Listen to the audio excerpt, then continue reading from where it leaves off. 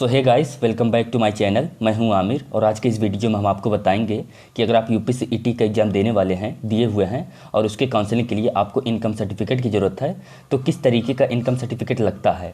आप में से बहुत सारे ऐसे लोग हैं जो कि कन्फ्यूज होते हैं कि मेरा इनकम सर्टिफिकेट लगेगा या फिर मेरे फादर का इनकम सर्टिफिकेट लगेगा। काउंसलिंग तो मेरी हो रही है तो मेरा इनकम सर्टिफिकेट लगना चाहिए, लेकिन फिर ये भी आता है कि मैं तो स्टूडेंट हूँ, मैं कमा भी नहीं रहा हूँ, तो फिर मेरा इनकम सर्टिफिकेट कैसे बनेगा। ऐसा बहुत सारा कन्फ्यूजन आपके अंदर आता रहता है और आप कन्फ्यूज होते रहते हैं, बार बार पूछते रहते हैं कि इनकम सर्टिफिकेट का फॉर्मेट कैसा होगा, किस तरीके का बनवाएंगे, कैसे बनवाएंगे। तो आज की इस वीडियो में आपका सारा डाउट क्लियर होगा, कहाँ से बनवाएंगे, कितना रुपये लगेगा, ये भी क्लियर होगा। तो देखिए, ऐसा है ना कि जो आपका इनकम सर्टिफिकेट होता है वो बहुत ही इंपॉर्टेंट होता है आपके यूपीसीईटी एंट्रेंस एग्जाम के काउंसलिंग में, प्लस काउंसलिंग में जो कॉलेज मिल जाएगा उस कॉलेज में जब आप एडमिशन ले लेंगे तो एडमिशन लेने के बाद आपके कॉलेज में भी लगता है और स्कॉलरशिप के टाइम अप्लाई करते टाइम भी लगता है।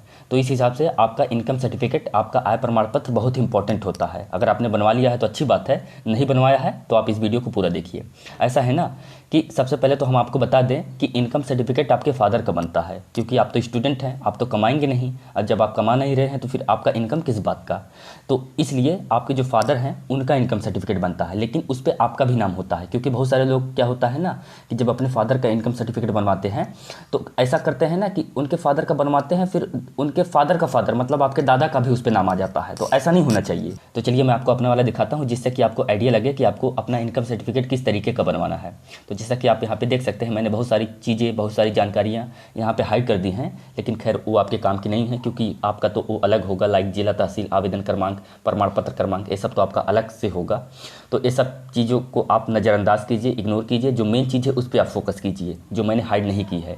तो जैसा कि आप यहाँ पे देख सकते हैं, पढ़ सकते हैं, यथा विभागीय जांच रिपोर्ट के आधार पर प्रमाणित किया जाता है कि श्री आमिर खान मतलब मेरा नाम, पुत्र पुत्री मोहम्मद अबरार खान मतलब मेरे फादर का नाम। तो इस तरीके से जब आप साइबर कैफ़े पे जाएंगे ना, सबसे पहले तो हम आपको बता दें कि इसको आपको बनवाना कहाँ है। इसको आप दो जगहों पे बनवा सकते हैं।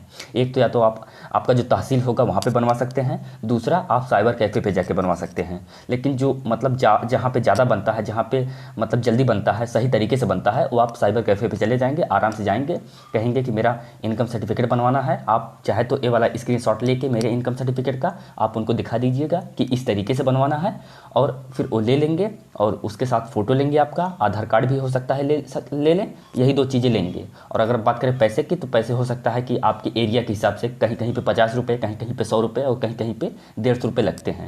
तो जो भी आपका एरिया होगा वहाँ पे जितना लगता होगा आप उतना दे दीजिएगा।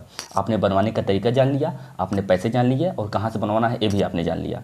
तो जैसा कि आप यहाँ पर देख सकते हैं, पिता, पुत्र और पुत्री वगैरह वगैरह, मतलब मेरा नाम है, मेरे फादर का नाम है, इस तरीके से होना चाहिए आपका इनकम सर्टिफिकेट। अगर पुराना है उस पर भी यही चीज़ें सही हैं तब तो ठीक है। और हाँ, आप याद रखिएगा कि 4 साल से पुराना इनकम सर्टिफिकेट नहीं चलता है, तो आप इस बात का भी ध्यान दीजिएगा। 4 साल या फिर 3 साल, मैं थोड़ा बहुत कन्फ्यूज हो रहा हूँ, आप मतलब देख लीजिएगा। उसके बाद नीचे आने पर देख सकते हैं उत्तर प्रदेश का की निवासी है वह, उसका वर्तमान पता, मकान, ये सब मैंने हाइड कर दी हैं। परिवार की समस्त स्रोतों से मासिक आय अंकों में ₹3000। यहाँ पे इनकम सर्टिफिकेट के हिसाब से यहाँ पे आप देख सकते हैं कि मंथली इनकम दिया हुआ है, जिसके अनुसार कुल वार्षिक आय ₹36,000 व शब्दों में 36,000। और यहाँ पे ईयरली इनकम दिया हुआ है।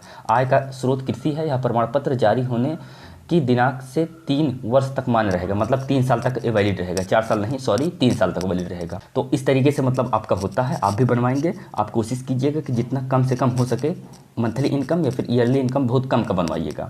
वैसे तो इतना आपका नहीं बनने वाला है, क्योंकि अब तो मतलब ये पुराना है, मेरा पहले बनता था, अब तो चेंज हो चुका होगा। अब मतलब हो सकता है कि 4000 मंथली इनकम हो, 5000 मंथली इनकम हो, जो भी होगा आप मतलब कोशिश कीजिएगा कि 6000 के नीचे नीचे रहे। मेरा 3000 है ना, आप डबल कर लीजिएगा, 6000 से नीचे नीचे रहे, क्योंकि जितना ही मंथली आपके इनकम सर्टिफिकेट पे मंथली ईयरली इनकम आपके फादर की कम होती है, उतना ही आपको बेनिफिट मिलता है आपके काउंसलिंग में, आपके FW सीट फी वेवर में और आपके मतलब यूपी स्कॉलरशिप में, उतना ही आपको फ़ायदा मिलता है। तो इस तरीके से आपको बनवाना है। चलिए मैं इसको जूम आउट कर दे रहा हूँ ताकि आप इसका स्क्रीनशॉट ले लें और फिर इसको दिखा के आप मतलब जहाँ से भी बनवाने वाले हैं वहाँ से आप बनवा सकें।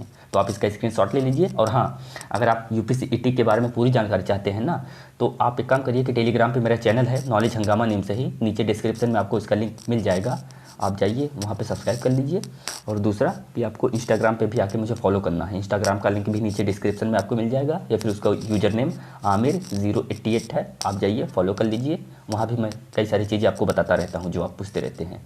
मिलते हैं अगले वीडियो में, तब तक के लिए गुड बाय।